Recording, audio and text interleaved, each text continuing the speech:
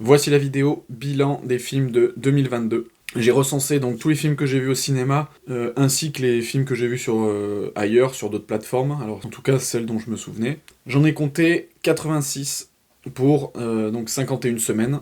Donc sur les 86 films recensés, il y en a 46 qui sont de tous les niveaux, des bons, des moins bons, mais qui ne sont ni dans les tops ni dans les flops. Pour ce qui est des flops, vraiment les pires films de l'année, vraiment, je les ai vraiment trouvés dégueulasses, j'en ai compté 9. Et pour ce qui est du top, j'en ai compté 31. Donc il y a vraiment 31 films que j'ai vraiment, vraiment beaucoup aimé dans cette année 2022. Alors aussi, il y a une chose, c'est que j'ai commencé à faire des critiques films à la fin du mois d'août, je crois, donc pour les films d'août ou de septembre. Donc il y a des films que j'ai fait déjà en critique où je reviendrai pas forcément dessus, alors que les films qui sont sortis avant, ben, peut-être que j'en parlerai un peu plus, je verrai. Alors on va commencer par les flops.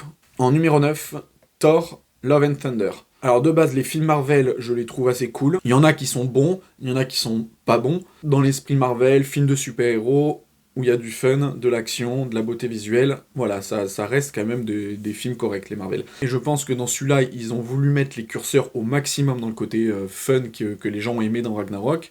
Mais sauf que du coup, là, en fait, ils ont explosé la limite à ne pas franchir. C'est-à-dire que le film fait pitié. Il est ridicule, la plupart des scènes sont nazes. C'est de l'humour vraiment merdique. Y a vraiment rien qui va. À la limite, la seule chose à sauver dans le film, c'est la beauté visuelle. Niveau esthétique, c'est très beau. Mais alors sinon, vraiment, même l'histoire, le fond est nul. Le personnage qui tue les dieux, il est pas du tout impressionnant, on le voit jamais tuer de dieu. À un moment donné, on voit Zeus, pareil, il est useless. Enfin, vraiment, ouais, le film est à jeter. En numéro 8, Glass Onion. C'est la suite du film À couteau tiré, avec Daniel Craig, sauf que ce film-là, c'était une sortie Netflix. Alors moi, j'ai entendu des gens me dire « Ah ouais, il est trop bien ce film, Glass Onion et tout », et je lui ai demandé est-ce qu'il est mieux que À couteau tiré, parce qu'À couteau tiré était un très bon film. Et cette personne m'avait dit « Ah oui, c'est pareil et tout ça ». Alors, bah non, non, Glass Onion est une daube. Le seul truc qui est bien dans le film, c'est le côté cool et rigolo des personnages. Mais sinon, ce qui était excellent dans À couteau tiré avec le côté enquête, mais il est nul, il est nul. Enfin, je suis pas forcément un pro des enquêtes, hein, mais là dans le film, désolé de vous spoil, mais en fait, on sait dès le début du film qui est le coupable en fait. Donc il y a vraiment zéro suspense. Et pendant tout le film, ils nous font tout un cinéma de alors il y a eu ça, il y a eu ça, il y a eu on monte des flashbacks et tout ça, mais c'est inutile parce qu'en fait la raison, mais même en plus ils le disent au début du film du potentiel suspect, mais ça crève les yeux en fait. Enfin l'intrigue de ce film est pétée. Du coup, en fait, vu que c'est un film d'enquête, bah, il n'y a aucun intérêt à voir le film, parce que vraiment, il y a zéro suspense, zéro rebondissement. C'est vraiment comparé à Un couteau tiré qui était génial, celui-là, c'est vraiment de la merde. Vraiment très grosse déception. En numéro 7, Coup de théâtre. Alors j'avais pas spécialement envie de le voir, et en fait bah j'ai été conforté. Donc là c'est pareil, c'est une histoire d'enquête de Cluedo, qui a tué machin. Le film, vraiment, bah on se fait chier, je l'ai pas du tout trouvé intéressant. C'est un peu le coup tordu de qui a tué la personne. Mais sur le coup, voilà, si on connaît un peu le truc Agatha Christie, bah là c'est pareil, on a vite fait de deviner ce qui se passe. Donc voilà, vraiment pas intéressant comme film. En numéro 6, le film Plancha. Bon, est-ce que j'ai besoin de m'étaler là-dessus? En numéro 5, Jacques Mimoun et Les Secrets de Valverde. Là, donc là pareil, la daube de la comédie française, comme on en fait beaucoup. En numéro 4, La Proie du Diable. Ah, c'est le film archi cliché, typique, commun de film de possession. Il y a zéro nouveauté. Et limite, il fait moins peur et moins cool que d'autres dans sa série. Donc sortir un truc comme ça, qui n'a aucun intérêt, je vois pas. En numéro 3, donc là on est dans le trio des films de merde de l'année 2022. En numéro 3, Amsterdam, qui est normalement voilà avec un bon casting, mais voilà, comme quoi les castings ne font pas tout. Parce que là, bah, c'est vraiment le film emmerdant à souhait. Je pense que de toute l'année, c'est le film lequel je me suis le plus chié à regarder. Et où j'ai le plus lutté à ne pas m'endormir. D'ailleurs, un de mes amis à sa première séance était parti de ce film, 40 minutes avant la fin, et il m'avait rejoint le jour d'après, dans la salle, voilà, 50 minutes avant la fin du film, pour voir la fin, pour dire à quel point on se fait chier devant ce film. Vraiment, le rythme n'existe pas dans ce film. En numéro 2, Halloween Ends, donc film de croque-mitaine. J'avais bien aimé le film d'avant. Ils ont remis toute la merde concentrée qu'on peut trouver dans les slashers ou les films d'horreur. Donc absolument oubliable et jetable. Et en numéro 1, je mettrais Morbius, film de vampire avec Jared Leto. Une catastrophe aussi. Et là, je crois, il me semble qu'il y a une histoire de montage, en fait, en fonction du réalisateur et de la production. Enfin, il y a eu des petits problèmes, et je crois que le film a été coupé au hachoir. Et du coup, le film est irregardable, quoi. Même niveau histoire, il n'y a aucune cohérence. L'ami du personnage principal qui devient un gros fils de pute en une scène. Les raisons qui l'amènent à faire telles actions. Enfin, vraiment, il y a rien qui a gardé dans ce film, c'est dommage. Hein. Je crois peut-être les scènes d'action, les scènes de vampires, la façon dont ils se battent, à se téléporter un peu, là, il y a ça qui est un peu original. Mais sinon, il y a absolument rien d'autre à garder dans ce film. Vraiment, le film à éviter, quoi. Ensuite, pour passer au top, donc les meilleurs films de l'année 2022. Alors pour commencer, à la 31e place, Les Nuits de Mashhad. C'est un film iranien qui raconte l'histoire d'un tueur de prostituées. Et en fait, on voit à la fois la vie du tueur et la vie d'une journaliste qui va enquêter sur ce tueur et essayer de le trouver. Et on va se rendre compte, alors sans essayer de trop gâcher les choses, mais on va se rendre compte que la vie générale est quand même plus orientée du côté du tueur, qui tue en fait des femmes impies, des femmes sales, qui sont donc prostituées, parce que c'est quand même interdit en Iran, bon, comme dans beaucoup d'autres pays, mais voilà, avec la religion musulmane, c'est encore plus mauvais d'être prostituée. Ce qui est original, c'est de voir un peu à la fois cette journaliste qui est bien sûr donc une femme, qui va essayer de tout faire pour inculper ce tueur, et lui qui en fait va même presque se défendre et se considérer comme quelqu'un d'important en fait, et comme quelqu'un qui fait le bien. Malheureusement, à la fin du film, il y a une chose que je n'ai pas compris. J'avais d'ailleurs envoyé un message au réalisateur sur Twitter, mais malheureusement il m'a pas répondu. Mais enfin voilà, le film vaut quand même le coup. En numéro 30, Vesper Chronicles.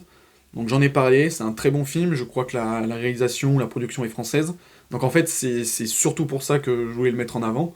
C'est que c'est très très rare d'avoir des films comme ça, à part avec peut-être Luc Besson. Mais du coup, voilà, c'est bien qu'on ait des films qui soient français, qu'on se bouge le cul en fait, qu'on sorte un peu de nos clichés de comédie française ou alors film d'auteur ou drame français. Ça serait bien d'élargir un peu le spectre. Mais enfin voilà, ça fait plaisir de voir ce genre de film, il est très beau à voir. En numéro 29, Elvis. Donc je crois que c'est le seul biopic de ma liste, et de toute façon c'est un des rares de l'année 2022. Alors moi, les biopics, en fait, ça dépend de l'auteur du biopic, ça dépend du personnage, de son histoire, ça peut être intéressant comme ça peut me faire chier. Là, en l'occurrence, Elvis, je connaissais comme ça, mais j'étais pas forcément fan du personnage, et je connaissais pas trop son histoire. Du coup, j'ai trouvé ça très intéressant de la connaître là dans le film. Le film en soi, on se fait pas chier, il est intéressant. Donc voilà, c'est un film qui vaut le coup. En 28e position, le film Prey, qui est sorti sur Disney+.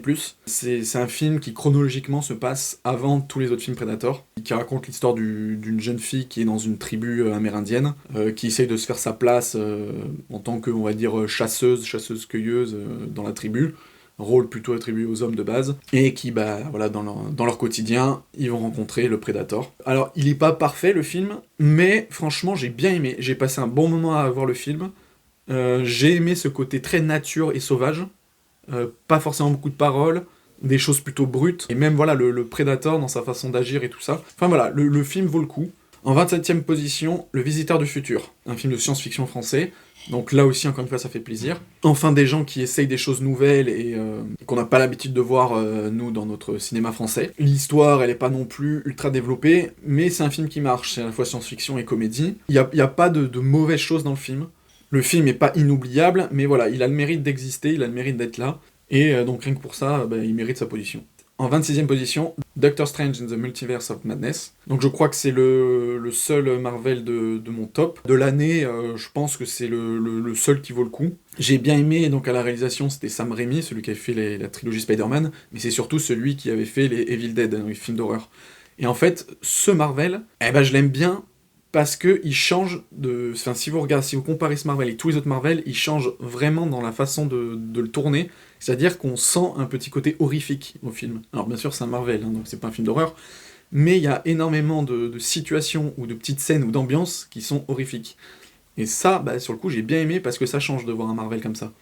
Et après, pareil, l'histoire, ils auraient pu faire tellement mieux et tellement plus élaboré, mais voilà, il y a des trucs qui restent cool, visuellement aussi, c'est toujours bien de voir ça, donc j'ai passé un bon moment dans le film. En 25e position, Moonfall. Mes a priori, c'était que ça allait être un film de merde, une sorte de sous 2012. Alors déjà, pour ceux qui n'aiment pas 2012, vous imaginez. Mais voilà, je pensais que c'était un film de catastrophe, où on allait encore voir des gens survivre et tout ça. Mais, non seulement les scènes apocalyptiques sont pas mal, mais en fait le truc, et ça c'est très très bien, alors je sais pas si dans la bande-annonce on le voit, mais je l'ai peut-être pas vu, ce film cache une sous-histoire. C'est-à-dire qu'à un moment donné, on nous explique un truc et on nous montre quelque chose que, a priori, dans le pitch ou le synopsis du film, on ne doute pas. Et ça j'adore. Il y a quelques films comme ça, où tu vois le début du film, tu t'attends à voir un type de film, et tu te rends compte qu'au bout de 20, 30 ou 40 minutes, en fait ça vire vers un autre style de film. Et là tu te dis, ah ouais, putain, je m'attendais pas à ça.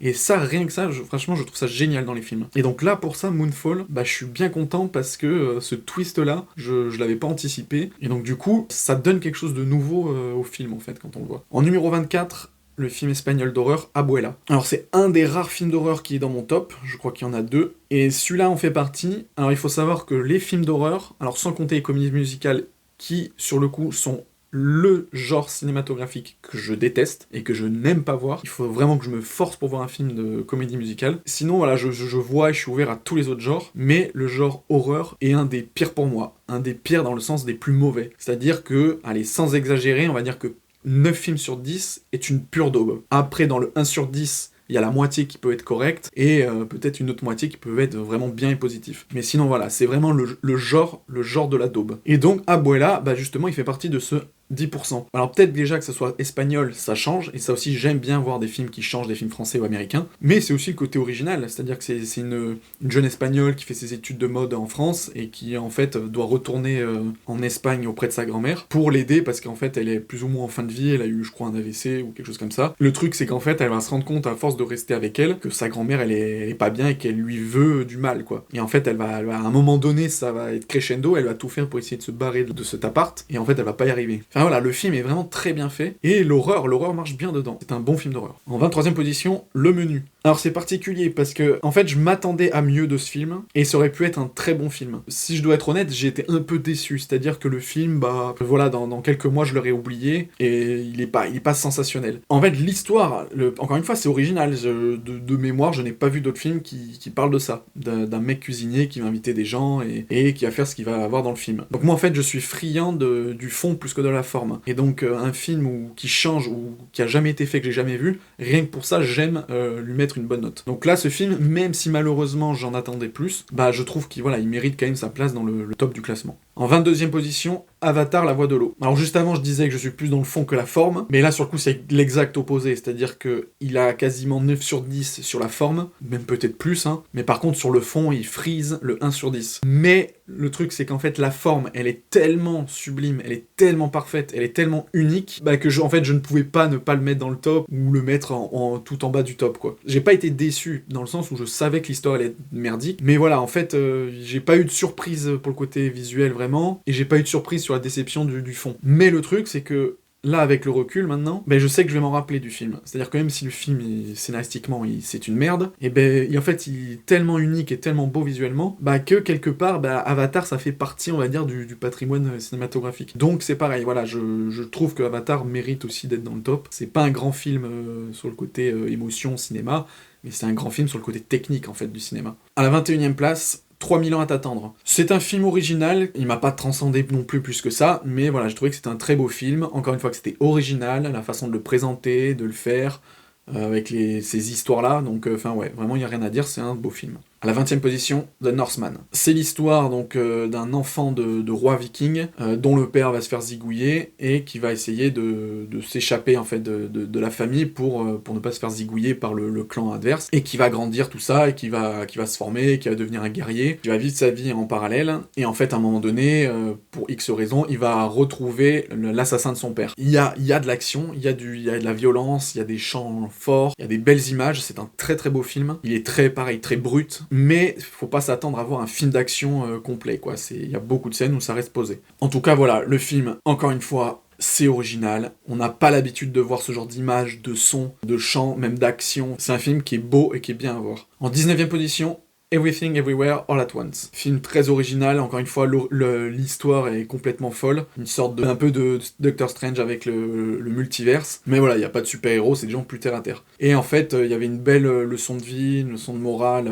à la fin du film, qui est pas pathos du tout, mais... Alors je sais pas s'il est asiatique le film, en tout cas les acteurs le sont. Et sur ça, je trouve qu'ils sont toujours justes, quoi. Ils sont pas dans la démonstration abusive des sentiments. Le film, il est à la fois marrant, il est touchant, et tout simplement original, quoi. C'est vraiment, pareil, une belle expérience cinématographique. En 18ème position, En attendant Beaujangle. Film français dramatique, qui raconte l'histoire de deux personnes qui vont se rencontrer. Il y en a un qui est, je crois, alors je sais plus s'il est vraiment charlatan au début, mais un peu escroc, qui va traîner un peu dans des familles aisées, tout ça, mais bon, en tout cas, ils vont se rencontrer, ils vont tomber amoureux, et en fait, le truc, c'est que lui, il va lui vendre du rêve en lui disant que sa vie sera toujours unique tous les jours, ça sera toujours un conte, ou voilà, des trucs exceptionnels. Elle qui est à fond aussi dedans, qui joue le jeu, et en fait, on se rend compte, et lui aussi se rend compte, que ce qui deviendra sa femme est dépressive. Et au fur et à mesure, les choses sont de pire en pire, son état va s'aggraver, et malgré son mari qui va tout faire pour essayer de lui rendre des jours heureux et tout ça, ben en fait,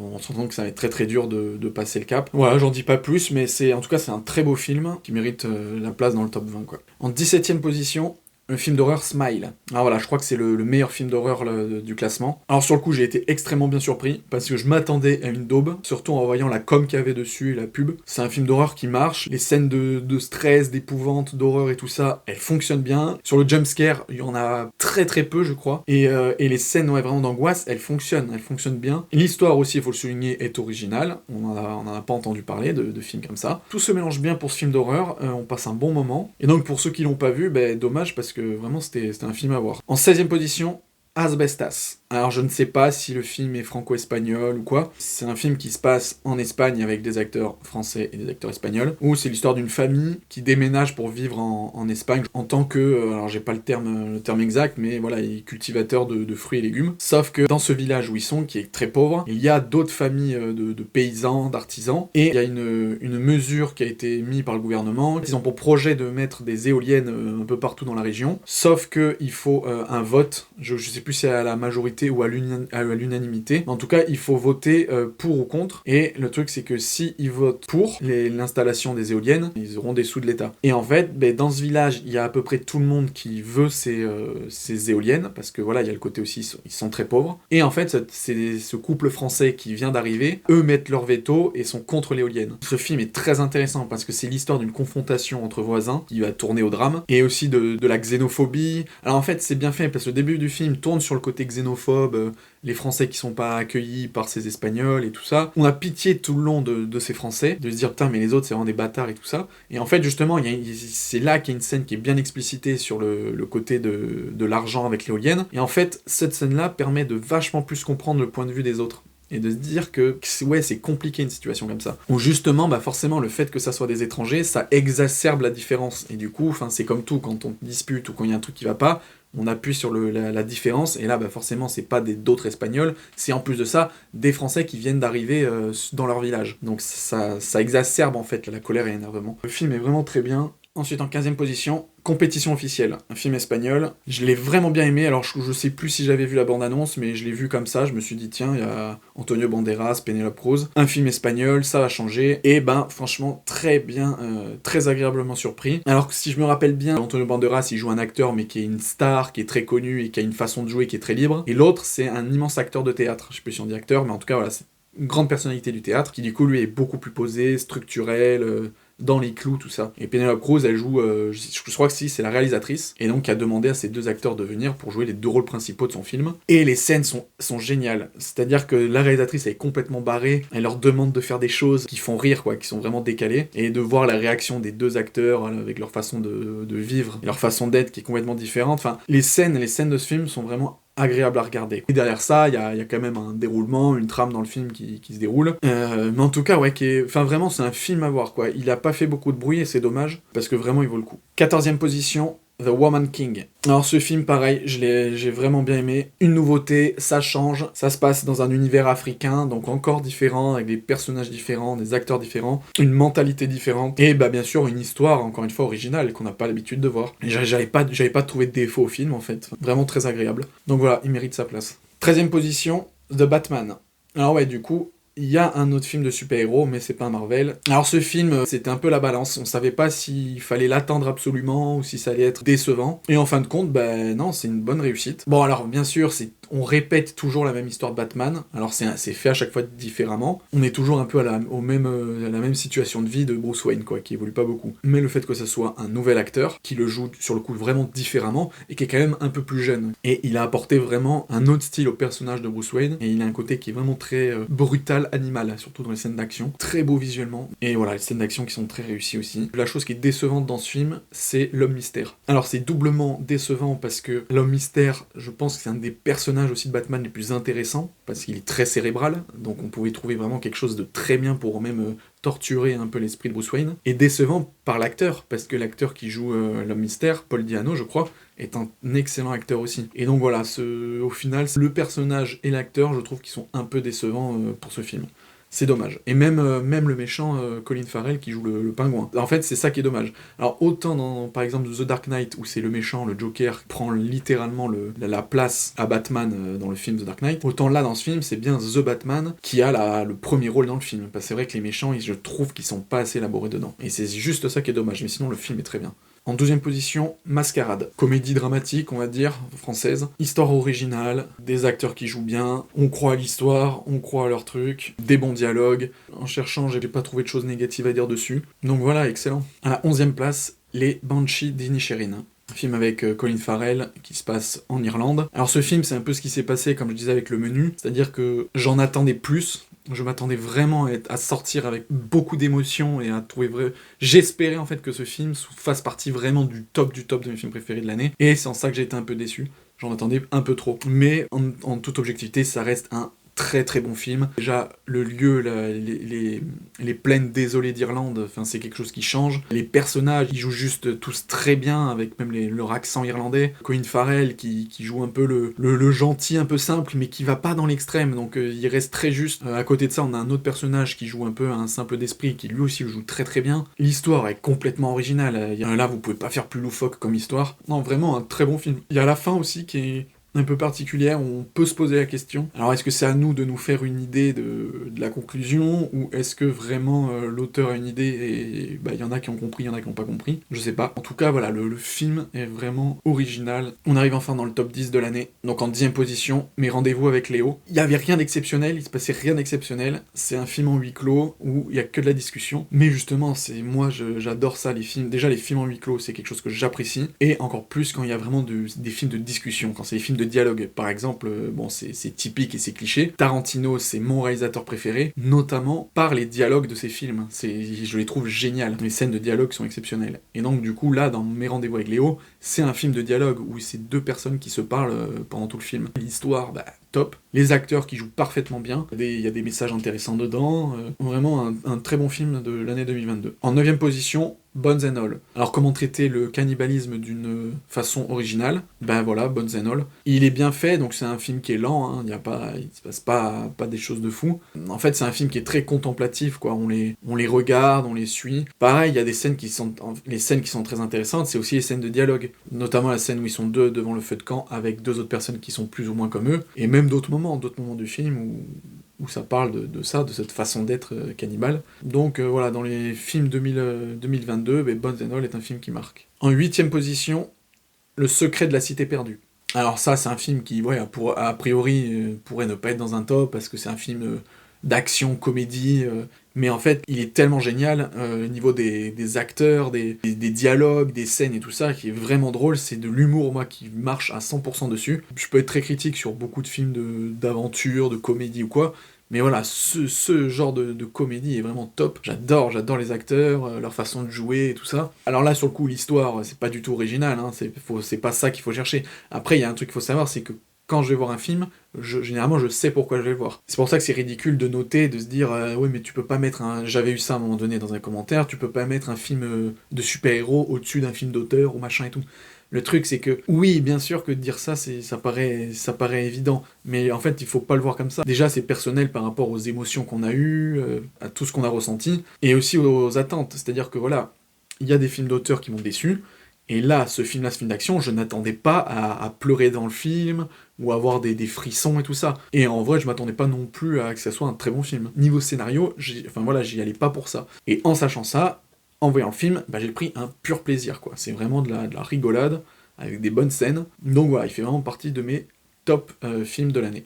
En 7ème position, le film Coupé, de Michel Hazanavicius, donc un film français. Alors là, voilà, je parlais tout à l'heure du film Moonfall, là c'est exactement pareil, mais c'est vraiment puissance 1000, quoi. C'est-à-dire que c'est le film, j'ai hésité à aller le voir, parce que je me suis dit, je crois que j'avais vu un extrait de la bande-annonce, et j'avais dit, ouh là là là, qu'est-ce que c'est que ce film? En fait, ça reprend un vieux court-métrage qui s'appelait Ne coupez pas, un court-métrage asiatique, japonais, je crois. Et là, dans le film, on les voit, mais voilà, la qualité visuelle est dégueulasse, le jeu d'acteur est dégueulasse, enfin, tout est pourri, les zombies font pourri. Mais bon, tu sais que c'est un film de Michel Hazanavicius, tu te dis, bon voilà, il doit avoir quand même quelque chose.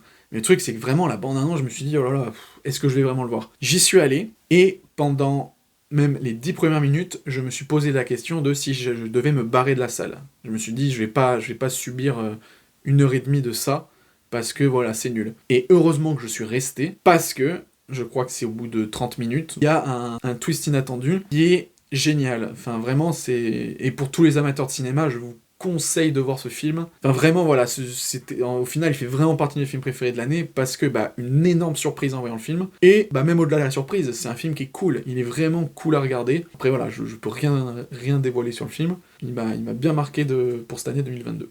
En 6ème position, Le tourbillon de la vie. Le film est très beau, très bien.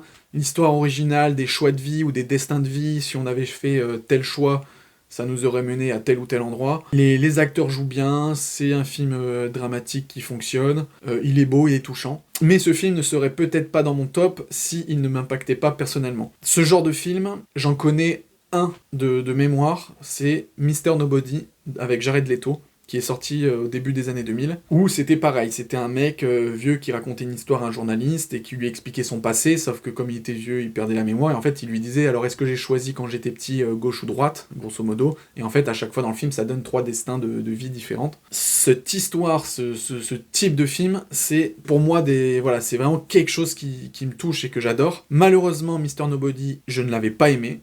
Des années après, j'avais voulu le revoir pour me dire « Mais attends, c'est pas possible, j'ai dû passer à côté », mais finalement non, c'est vraiment le film, je ne l'aime pas. Ce film-là, Le tourbillon de la vie, c'est un très bon film, donc du coup je suis content de voir cette histoire-là bien adaptée au cinéma, mais pour moi il me manque encore un petit quelque chose, et j'espère voir dans les prochaines années un film sur le même sujet qui me transcende au maximum. En 5ème position, Bullet Train, un autre film d'action. Je vais pas me répéter, mais c'est pour les mêmes raisons que le film Le Secret de la Cité Perdue. Donc voilà, c'est un film d'action qui est bien rythmé, où les scènes d'action sont top, il y a de la bonne mise en scène, la chorégraphie, beaucoup de comédie, beaucoup de situations comiques, les dialogues sont intéressants et rigolos. Les histoires où il y a plein de personnages comme ça qui sont a priori pas mêlés, mais qui au final, au fur et à mesure du film, vont tous s'entrecroiser, avec les flashbacks hyper charismatiques des personnages. Enfin voilà, c'est tout le cocktail que j'aime bien dans ce genre de film d'action. Et c'est clairement un film qui marche pour moi. Vraiment le top du film d'action de l'année 2022 en tout cas.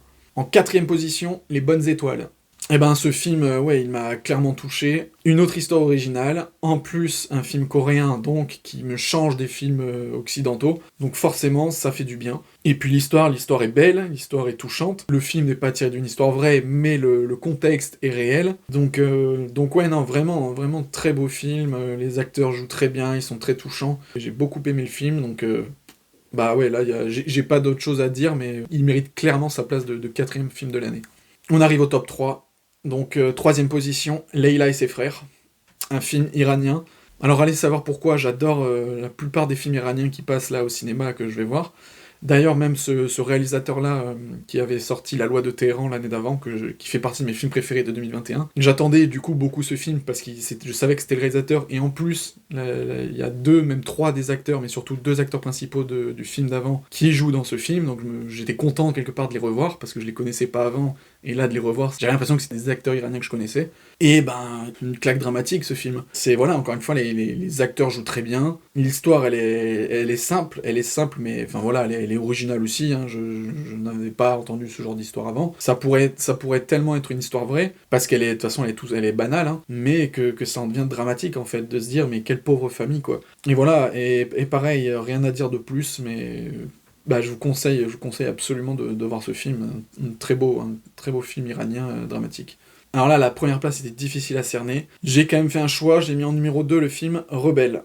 Alors pareil, ce film, c'est vraiment dommage, j'ai l'impression qu'il est passé à travers, enfin, il n'a pas fait beaucoup de bruit, alors qu'il est, mais, exceptionnel. Je ne m'attendais à rien de ce film, je crois que j'avais jamais vu la bande-annonce. Je me suis dit, oh tiens, juste en voyant l'affiche et le synopsis, je crois, je me suis dit, bah ouais, pourquoi pas aller voir ce film. Mais en le voyant, j'ai pris une claque. Déjà dans la réalisation, dans le scénario, dans la mise en scène. Moi qui n'aime pas les comédies musicales, alors ce film n'est pas une comédie musicale, mais il y a des moments, on s'y attend pas, mais alors les scènes musicales, elles sont parfaites dans le film. D'ailleurs, c'est ces scènes qui donnent le plus d'émotion au film, et qui sont vraiment bien faites dans le film. Elles sont amenées, on s'attend pas à ce que ça va tourner en scène musicale, en fait. Et les textes sont très beaux, très percutants. C'est vraiment un film qui est dur, hein, mais qui est vraiment... c'est une claque, quoi. Vraiment, il vaut le coup, ce film, il faut le voir. Et moi, je le reverrai d'ailleurs volontiers. Enfin, le top film de 2022. Alors, surprise ou pas surprise, mais c'est le film qui a gagné la Palme d'Or, Sans filtre. Encore une fois, je n'avais jamais vu la bande-annonce, et je savais même pas que c'était ce film qui avait gagné la Palme d'Or. Je sais plus qui c'est qui m'en a parlé, mais en tout cas, voilà, on m'a dit, bah ouais, ce film il est pas mal, tout ça. Donc je suis allé le voir, sans savoir ce que ça allait être. Mais alors vraiment, top. Et en fait, j'adore ça, c'est même le mieux. Quand on va voir des films dont on ne connaît pas l'histoire, ou en tout cas qu'on n'a même pas vu de bande-annonce, on est toujours on est toujours plus surpris forcément quand on va voir le film. Et donc là, en fait, la façon de faire, donc en 3 actes, en suivant deux personnages principaux, et ce qu'ils racontent dans ces scènes, je les trouve mais génial. Tout est bon dans le film. Les musiques, il y a une musique à un moment donné qui est improbable, mais qui est exceptionnelle, qui va trop bien dans la scène. Il y a des moments, mais on s'attend pas du tout à ce qu'il va se passer ça. Et vraiment, les relations, encore une fois, c'est des scènes de dialogue, et des scènes de relations entre différents personnages, différentes personnes de différents horizons sociaux. Non, vraiment, vraiment très très bien. Il y a rien à dire sur ce film. Peut-être juste la dernière scène, la toute fin, sur le coup qui me laisse sur la fin. Mais en soi, c'est pas gênant. Vraiment, le film est vraiment très très bon. Voilà pour mon résumé des tops et des flops de l'année 2022. Vu que je l'ai jamais fait avant, je peux pas trop comparer avec les années d'avant pour savoir si c'était une meilleure ou une moins bonne année au niveau de la qualité des films. En tout cas, j'ai remarqué que, bizarrement, au moment où moi j'ai fait mes critiques, c'est-à-dire... j'ai l'impression que la majorité des bons films de l'année 2022 sont arrivés en fin août. De fin août à décembre. Je trouvais qu'il y avait vraiment des bons films de qualité, contrairement à quasiment tout le reste de l'année. Voilà, j'espère que l'année 2023 sera au moins aussi bonne, ou sinon meilleure. Tchou.